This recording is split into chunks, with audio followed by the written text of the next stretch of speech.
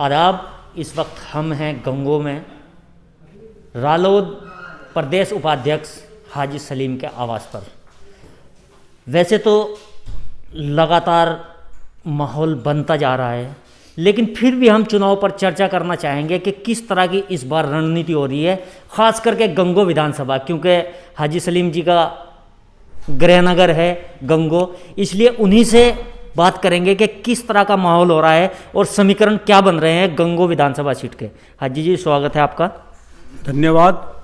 क्या समीकरण बन रहा है इस बार गंगो विधानसभा का? देखिए, समीकरण ये है, ये जो सरकार चल रही थी बीजेपी की, उस सरकार में लोग परेशान हैं, महंगाई से, बेरोजगारी से, नौकरी है नहीं, और किसान जो है हमारे देश का वो 70% गाँव में रहता है, और देश की तरक्की खेत खलिहानों से होके जाती है। चौधरी चरण सिंह का यही मैसेज था कि देश की अगर तरक्की चाहते हो तो किसान खुशहाल होना जरूरी है। इस सरकार में किसान परेशान है, महंगाई चरम पर है, डीजल, पेट्रोल, गैस सिलेंडर के रेट देख लो आप, तो इन सब से जनता परेशान आ चुकी है। सरकार, जनता बदलना चाहती है, बदलाव चाहती है सरकार, कि ये सरकार बदलनी चाहिए। आवाम इस सरकार को हटाना चाहती है, इसीलिए अखिलेश आ रहा है। सीधा सीधा बीजेपी की और अखिलेश की टक्कर है चुनाव में, और कोई पार्टी नहीं है। समाजवादी और बीजेपी की ज़बरदस्त फाइट है, इसीलिए हर आदमी चाहता है बीजेपी हटाओ और समाजवादी और राष्ट्रीय लोकदल का जो गठबंधन है उसको जिताओ। अच्छा, यहाँ से गंगो के एक स्थानीय नेता हैं जो बसपा से आ रहे हैं, क्या उन्हें फाइट में नहीं मान रहे आप?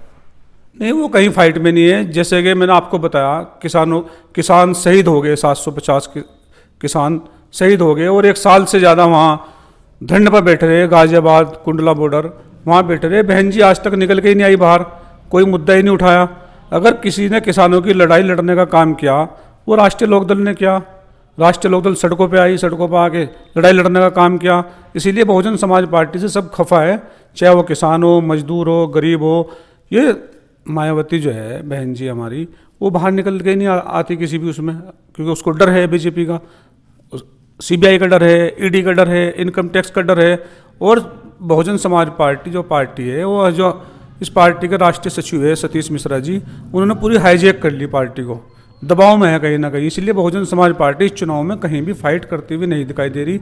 अगर आवेगी, बहुत सीट आएगी तो 4 या 5 सीट आएगी, इससे ज़्यादा नहीं आएगी। ये एक दावा करती है कि हमने कोरोना काल में बहुत सा राशन दिया। क्या गरीब जनता इस ओर भी सोचती है? देखिए, ये जो सरकार है, न हिंदू की है, न मुसलमान की है, न गरीब की है, न मजदूर की है, न किसान की है। ये सरकार अडानी और अंबानी की सरकार है। 5 किलो गेहूँ दे के विकास नहीं हो सकता, न खुशहाली हो सकती। ये सिर्फ मुद्दों से भटकाना चाहते हैं। हिंदू, मुसलमान, मंदिर, मस्जिद जो मेन मुद्दे हैं। देखो, हम कहते हैं मंदिर बनाओ, कोई दिक्कत नहीं है, मंदिर बनाओ, 1000 बनाओ, लेकिन साथ साथ आप स्कूल भी बनाओ, मेडिकल कॉलेज भी बनाओ। गरीब आदमी क्या चाहता है कि 2 वक्त की रोटी मिल जाए, जब बच्चा थोड़ा सा बड़ा हो इंग्लिश मीडियम स्कूल मिल जाए और उसको अच्छा इलाज मिल जाए। 70 साल से ही तो मांगते आ रहे, रोटी, कपड़ा और मकान। लेकिन ये जो है, ये सरकार जो है, ये सिर्फ कहती है कि सबका साथ सबका विकास, लेकिन भेदभाव करती है।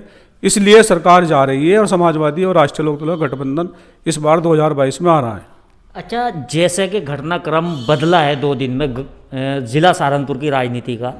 पहले एक सहारनपुर के बड़े नेता इमरान मसूद सपा के साथ आते हैं, और कल से अटकलें लगाए जा रहे हैं कि वो कहीं और जा रहे हैं। किस तरफ जा रही है राजनीति? देखिए, ये परिवार सिर्फ चुनाव लड़ना चाहता है। इसे कोई मतलब नहीं है किसी से। ये किसी के नहीं है, ना हिंदू के हैं, ना मुसलमान के हैं, ना किसी पार्टी के वफादार हैं। बस इनको अलग से लड़ना है, क्योंकि इनकी अपनी एक दुकान है। ये चाहते हैं हम अगर अलग से लड़ेंगे, जो हमारे ग्राहक हैं वो हमारे पास रहेंगे। ये जनता को ग्राहक समझते हैं, इससे ज़्यादा कुछ नहीं समझते। ये अपना फ़ायदा देखते हैं कि हमारा फ़ायदा होगा चुनाव लड़के, तो ये चुनाव हर हाल में लड़ेंगे, चाहे ना बीजेपी से ही टिकट लेना पड़े, ये लड़ेंगे। अच्छा, कल भीम आर्मी प्रमुख चंद्रशेखर आज़ाद की लगातार अखिलेश जी से बात चल रही थी। कल वो गठबंधन नहीं हो पाया, क्या नहीं होने से उसका कुछ नुकसान होगा? देखिए, कहीं ना कहीं नुकसान तो होगा, लेकिन मैं राष्ट्रीय लोकदल में हूँ, समाजवादी में हूँ नहीं। वो राष्ट्रीय अध्यक्ष का फैसला है, उनको जो सही लगता है उन्होंने वो किया होगा। पता नहीं क्या मजबूरी रही होगी उनकी, लेकिन जहाँ तक मुझे लग रहा था बात तो हो गई थी, लेकिन पता नहीं किस बात पे सीट को लेके, कम ज़्यादा सीटों को लेके शायद समझौता नहीं हो पाया। इस टाइम क्या है, हर पार्टी समाजवादी और राष्ट्रीय लोकदल से गठबंधन करना चाहती है, क्योंकि सरकार आ रही है और चलती हुई गाड़ी में सब बैठना चाहते हैं। और आज समाजवादी और राष्ट्रीय लोकदल की लहर है और बीजेपी डूबता हुआ जहाज है, इसलिए उससे हर इंसान बच के समाजवादी की तरफ और राष्ट्रीय लोकदल की तरफ जा रहा है। ये थे हमारे साथ